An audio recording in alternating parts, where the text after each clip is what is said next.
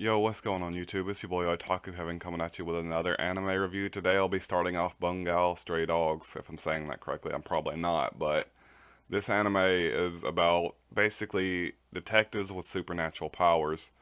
The power that we see in this one is this one kid who was abandoned by an orphanage. Basically, he was kicked out the whole time. He was told he wasn't really worth anything. He finally gets kicked out. He's about to pretty much die over in a ditch. Basically, like what they told him to do. They told him to go die in a ditch. It would be better off for the world if you died in a ditch. So he's down by the basically the stream, and he's like, all right, if I want to survive, I'm gonna have to rob somebody, but I don't really have the heart to do it. So he thinks about. He finally gathers up the resolve. He's gonna go try to rob somebody. So first of all, he's like, I'm gonna rob the next guy here. A guy comes driving by on a motorcycle. He's like, that mission was impossible. Let's try the next guy. Then the military police come marching through. He's like, well, I'm pretty sure they don't carry their wallets. Then this guy comes, coming down the stream trying to kill himself, and he rescues this guy, and the water had basically taken his wallet. Basically, this partner came up and he's like, well, my partner's gonna treat you to whatever you want. He really likes rice on tea. That's his thing. So he treats him to a bunch of bowls of rice on tea, and then in exchange, he gave him information about this tiger that's been ravaging the city. And the deal was they would pay him in the event that he was able to help him catch this tiger because apparently he was the target of this tiger. The tiger's been following him around forever. The reason he got kicked out of the orphanage would be for one, the tiger basically messed up everything in the orphanage's food supply, and he said that he was kicked out because of a deficit, but that would make no sense because one mouth to feed and a huge deficit wouldn't really matter. It'd make more sense to downsize. We find that out by Daizai, the guy that he rescued, basically tells them that once they're setting up to try to catch the tiger in a warehouse, and while they're in the warehouse, he actually transforms into the tiger under the moonlight, and we get to see a little bit of all the other characters and what their powers are. Didn't really pay too much attention to those, but I know there was one that had ultra deduction power. Probably gonna be my favorite, or at least the most interesting to me. And Atsushi, the main character, has the ability of Beast under the moonlight. He's basically able to transform into a tiger under the moonlight. So after he transforms into a tiger, he tries to attack Daizai. Daizai basically tested his power, completely dodging him every time. He's like, "You're pretty cool. It wouldn't be such a bad way to die by a beast because he really wants to commit suicide. Daizai does, but he really keeps failing. He wants to commit a clean suicide to where he doesn't burden anybody. So he basically takes out whoever does bur basically he takes out whoever he burdens and to like a restaurant or something. So he pays them back, and his goal is to create a clean suicide. So he tells this guy, his partner, here's a note. The tiger will appear at the 15th District warehouse. Bring everyone in.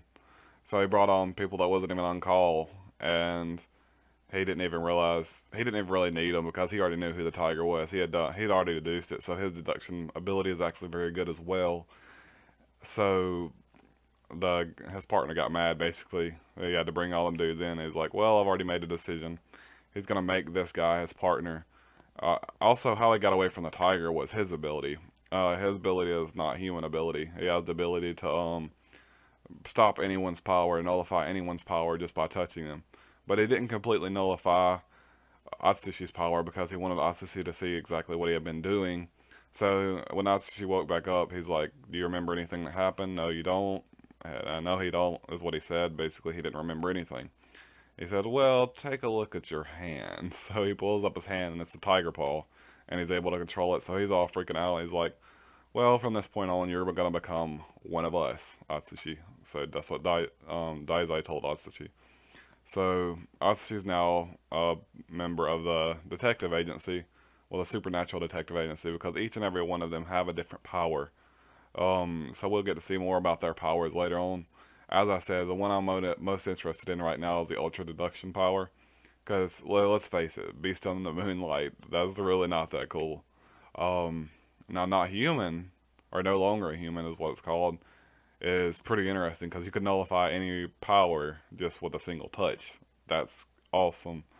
And actually, very rarely used in anime. So, I mean, it is used, but it's not that often. So it's pretty interesting to see someone on the status of either main character or at least right sub main, not like too far down. He's one of the top main characters in the anime to actually have a power like that and to see where it'll go because the only other anime or manga I can think of where this is actually relevant, a power like that is Black Clover, the one I've been reviewing, where the dude basically has anti-magic power. His sword sucks up all the mana or magic power within him or with anything that it touches. So all he has to do is touch somebody that nullifies their magic. And this guy's pretty much the same way. All he's got to do is touch somebody that nullifies their magic. But the difference is Asta from Black Clover has to touch him with her sword to nullify the magic. So it's very interesting to see another main character like this. Maybe this is a power that's starting to go mainstream. I'm not sure. We definitely need some new powers between anime and manga because basically the four elements, they get old after a while because a lot of people like to use the four elements, fire, wind, ice, earth, or fire, wind, water, earth. Basically, that's most of the powers in anime and manga. So I'm pretty excited that they're getting creative with these things.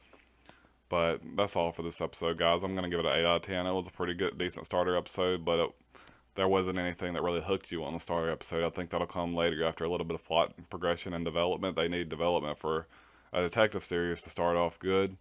Well, with the exception of Death Note. Death Note is completely different. It's way out of their league by a long shot. But that's all for this episode, guys. 8 out of 10. Peace.